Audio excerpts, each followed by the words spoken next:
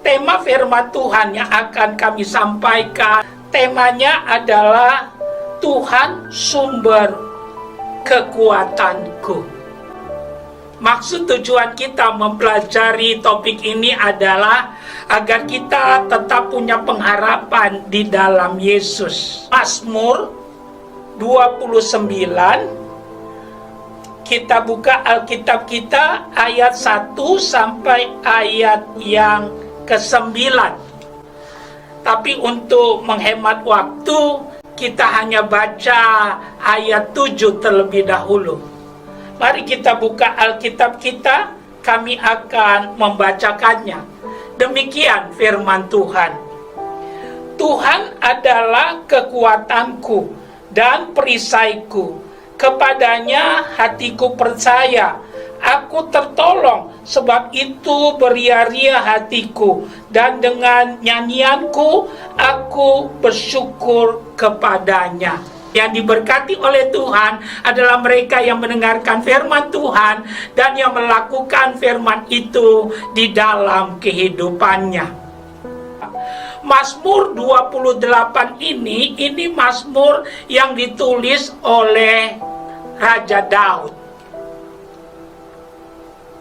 Kalau kita suka membaca Mazmur itu ada 150 pasal. Andai kata kita baca pagi 3 pasal, malam 2 pasal, sebulan selesai.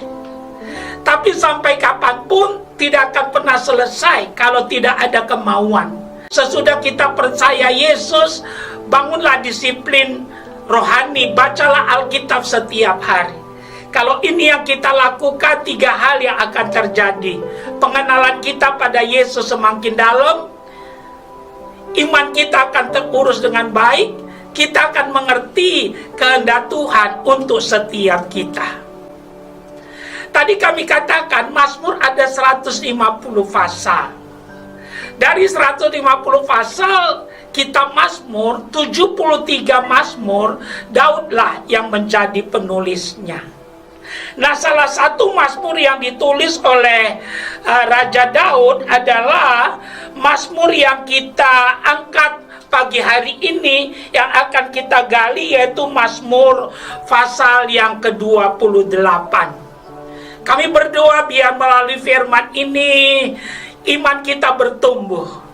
Melalui kebenaran firman ini ada jalan keluar. Melalui firman yang kita mau gali pagi hari ini, sungguh-sungguh ada terobosan dalam kehidupan kita. Karena Alkitab katakan kamu akan mengetahui kebenaran, maka kebenaran itu akan memerdekakan kamu. Ada 3 hal yang kami mau bagikan dari Mazmur 28 ini tentang Tuhan sumber kekuatanku. Sebelum kita menggalinya, kami ingin menjelaskan buat kita, Daud diurapi oleh Samuel di Bethlehem pada waktu umur 15 tahun. Jadi sangat-sangat muda sekali. Tahukah kita umur berapa maksud kami Daud menjadi raja? Daud menjadi raja, kalau kita baca Alkitab kita, Daud menjadi raja pada usia 30 tahun. Jadi sejak Daud diurapi sampai menjadi raja, dia menunggu cukup lama. Kalau kita gali Alkitab kita suka mempelajarinya.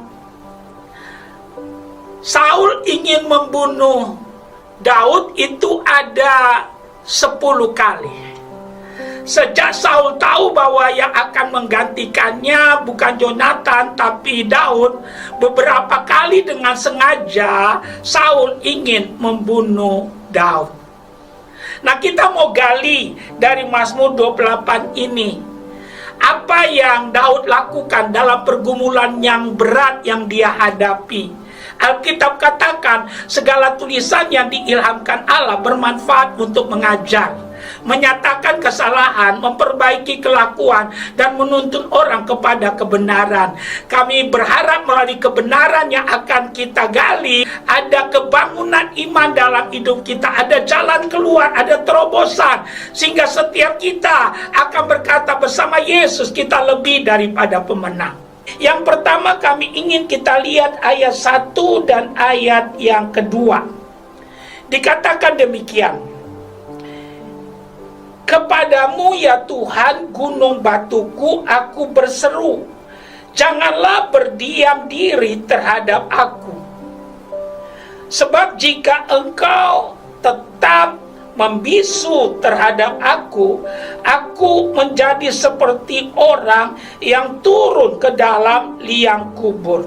Ayat 2, dengarkanlah suara permohonanku apabila aku berteriak kepadamu minta tolong, dan mengangkat tanganku ke arah tempatmu yang maha kudus. Luar biasa firman iman. Kami berdoa biar setiap kita mendapatkan pertolongan jawaban daripada Tuhan untuk apapun masalah kita. Yang kami mau tekankan dari Mazmur 28 ini khususnya ayat 1 dan ayat 2 tentang Tuhan sumber kekuatanku. Kalau kita baca dan kalau kita menelitinya, yang penting yang perlu kita lakukan, bangunlah keintiman dengan Tuhan. Jadi jelas, kalau kita ingin Tuhan sumber kekuatan kita yang menolong kita, yang memampukan kita menghadapi setiap tantangan. Kalau kita lihat ayat 1 dan ayat 2 dari Mazmur 28 ini, bangunlah keintiman dengan Tuhan. Kalau kita ada keintiman dengan Tuhan, kami mau katakan ada kepekaan dalam kehidupan kita. Kepekaan itu akan membuat saudara dan saya tahu apa yang harus kita lakukan. Kami mau katakan apa yang kita kerjakan belum tentu menyenangkan akan hati Tuhan, tapi apa yang Dia suruh kita kerjakan itulah yang menyenangkan akan hati Tuhan. Jadi kalau kita ingin Tuhan sumber kekuatan kita, khususnya di masa-masa sulit seperti sekarang, kami mau mendorong kita intimlah dengan Tuhan. Yang perlu kita tingkatkan adalah hubungan kita dengan Tuhan. Kalau kita intim, kita ada kepekaan. Bukan hanya kepekaan yang ada dalam kehidupan kita kalau kita intim, tapi kita sungguh-sungguh akan terimpartasi kekuatan yang daripada Tuhan. Haleluya, hukum hidup cuma dua. Kalau kita tidak dipengaruhi, kita mempengaruhi. Dan kalau kita intim dengan Tuhan, kami pastikan ada terimpartasi kekuatan yang daripada Tuhan. Dan inilah yang kami mau dorong buat kita. Kita tidak tahu kapan masalah yang kita hadapi di depan kita ini berakhir. Kita tidak tahu, kita berharap ya semuanya akan cepat berlalu, tapi tidak ada satupun yang tahu. Tapi kami pastikan kalau kita intim dengan Tuhan, kalau kita sungguh melekat dengan Tuhan, kami pastikan selain ada kepekaan akan terimpartasi, kami pastikan yang akan terjadi lebih dahsyat lagi, kita akan berbuah. Percaya atau tidak mungkin terjadi buah tanpa ada keintiman. Karena itu kami dorong kita berhenti bersungut, berhenti mengeluh, berhenti membanding-bandingkan pada hari-hari ini. Tapi ambil keputusan, tingkatkan hubungan kita dengan Tuhan, intimlah dengan Tuhan. Kalau itu yang kita lakukan, bersama Yesus kita bisa, bersama Yesus kita mampu, bersama Yesus kita lakukan perkara yang besar. Rata-rata orang pada hari-hari ini mengeluh. Dari strata yang tinggi sampai strata yang rendah, semuanya berkata susah. Tapi Tapi kami mau katakan, Yesus berkata, marilah kepadaku hai kamu yang letih lesu dan berbeban berat. Dia berjanji akan memberikan kelegaan kepada kita. Kita yang percaya Yesus ada perbedaannya. Salah satu perbedaannya yang perlu kita ketahui, Tuhan berkata, aku menyertai engkau. Dan itu cukup. Yang diperlukan adalah tunduk kepada Tuhan, melakukan perintahnya. Dan perintahnya yang perlu kita lakukan kalau kita membaca Mazmur 28 ayat 1 dan ayat 2 ini, Tuhan mau supaya kita membangun keintiman dengan Tuhan. Hanya kita dan Tuhan yang tahu bagaimana keintiman kita dengan Tuhan hari-hari ini. Haleluya. Daripada kita bersungut, mengeluh, lebih bagus saudara ambil keputusan. Perbaiki hubungan kita dengan Tuhan dan terus tingkatkan intensitasnya. Kalau itu yang kita lakukan, bukan berarti tidak ada masalah, tapi masalah tidak membuat kita terpuruk, tapi justru membuat lompatan, di mana saudara dan saya akan melihat janji Tuhan akan digenapkan. Tuhan tidak mungkin ingkar janji dan dia tidak akan pernah meleset. Alkitab katakan Tuhan tidak akan memberikan sesuatu yang melebihi kekuatan kita. Kalau itu kebenarannya, jangan banding-bandingkan dirimu dengan dunia, tapi lakukan apa yang Tuhan katakan, sehingga hidup kita menjadi berkat bagi dunia, menjadi kesaksian. Bukan dunia yang masuk dalam hidup kita, tapi kita yang masuk ke tengah-tengah dunia, menggaraminya, membawa terang Tuhan, sehingga pada akhirnya nama Yesus ditinggikan. Dan kami percaya, kalau Yesus ditinggikan, dia akan menarik orang datang kepadanya. Yang kedua yang kami mau tekankan buat kita, mari kita lihat ayat yang ke-6. Demikian firman Tuhan. Dikatakan demikian. Terpujilah Tuhan karena Ia telah mendengar suara permohonanku. Jadi Tuhan sumber kekuatanku. Yang pertama yang patut kita petik dari Mazmur 28 ayat 1 dan ayat 2, bangunlah keintiman dengan Tuhan. Yang kedua, kami mau tekankan buat kita mengarahkan diri kepada Tuhan. Arahkan diri kita kepada Tuhan. Karena dikatakan pada ayat yang ke-6, dikatakan ayat ini luar biasa. Terpujilah Tuhan karena Ia telah mendengar suara permohonanku. Jadi jangan arahkan dirimu kepada dunia, apalagi minta tolong kepada dunia, berharap pada dunia. Alkitab katakan dunia akan lenyap dengan segala keinginannya, tapi orang yang melakukan kehendak Tuhan akan hidup untuk selama-lamanya.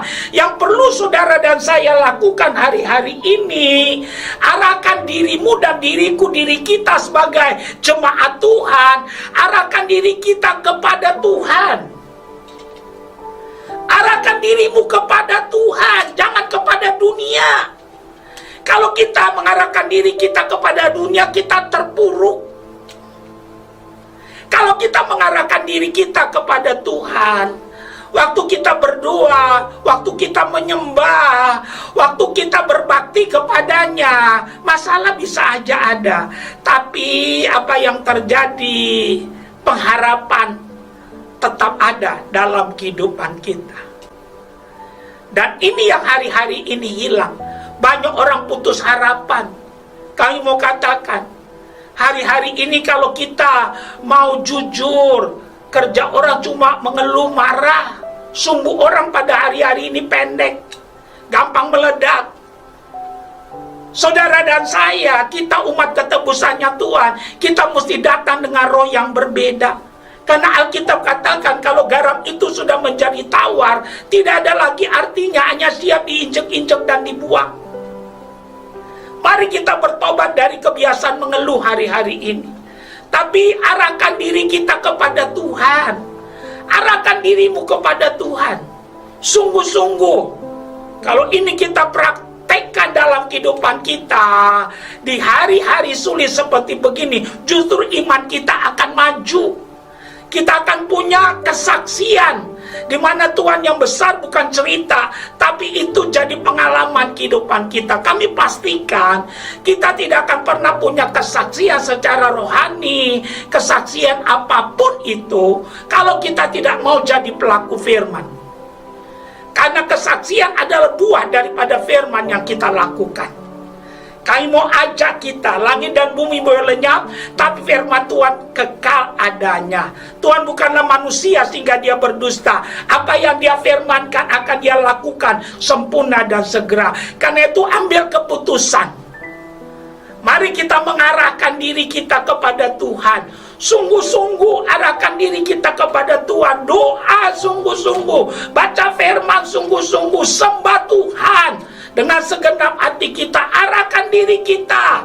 Jangan saudara dan saya sekali-kali membandingkan dirimu dengan dunia. Jangan berharap pada dunia, engkau akan kecewa. Tapi arahkan dirimu kepada Tuhan. Karena kami percaya Tuhan sanggup merubah jalan buntu menjadi pintu gerbang. Pintu gerbang yang dimana saudara dan saya melihat ada jalan keluar, ada kemenangan. Karena bagi Tuhan tidak ada yang mustahil. Kami percaya Dia akan buka jalan saat tiada jalan. Kenapa? Karena Dialah jalannya. Karena itu ayo hari-hari ini jangan buah-buahin semuanya. Kadang-kadang kita hari-hari ini membuah-buahi jangan-jangan, jangan buah-buahin. Kami mau katakan, tapi arahkan diri kita kepada Tuhan. Doa sungguh-sungguh, perkatakan firman Tuhan. Kalau ini yang kita lakukan hari-hari seperti sekarang, justru saudara akan melihat Tuhan yang dahsyat, Tuhan yang besar, Tuhan yang gagah, Tuhan yang perkasa, akan nyata pembelaannya atas setiap kita. Saudara boleh kaya, kita nggak bisa beli sorga. Kita boleh pandai, kita nggak bisa bangun jembatan untuk ke sorga. Apa artinya? Yang kita tidak bisa beli, yang kita tidak bisa bangun, Tuhan berikan kepada kita. Haleluya. Sorga aja Dia beri, apalagi hanya untuk menolong. Kami mau pastikan langit dan bumi berlenyap, tapi firman Tuhan itu kekal adanya. Yesus Kristus tetap sama dahulu, sekarang, sampai selama-lamanya. Apa artinya tetap sama? Kalau dulu Dia bisa bikin mujizat, sekarang juga bisa bikin mujizat. Kalau kasih-Nya dulu melimpah atas umat-Nya, sekarang juga kasih-Nya melimpah atas umat-Nya. Oleh karena itu kami mau katakan, tegakkan kepala kita, masih ada harapan.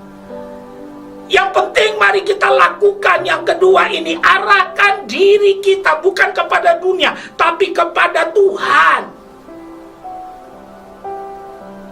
Lakukan ini dengan segenap hati kita. Doa sungguh-sungguh kepada Tuhan. Kami percaya doa bisa merubah kutuk menjadi berkat. Doa bisa melakukan yang tidak mungkin menjadi ada. Kalau itu kebenarannya, kesulitan akan sungguh-sungguh menjadi lompatan iman, di mana Tuhan yang besar akan menjadi kesaksian dalam kehidupan kita. Yang terakhir, mari kita lihat Alkitab kita, ayat yang ke-7 sampai ayat yang ke-9. Dikatakan demikian, Tuhan adalah kekuatanku dan perisaiku, kepadanya hatiku percaya, aku tertolong, sebab itu beria-ria hatiku, dan dengan nyanyianku aku bersyukur kepadanya. Tuhan adalah kekuatan umat-Nya dan benteng keselamatan bagi orang yang diurapinya. Selamatkanlah kiranya umat-Mu dan berkatilah milik-Mu sendiri.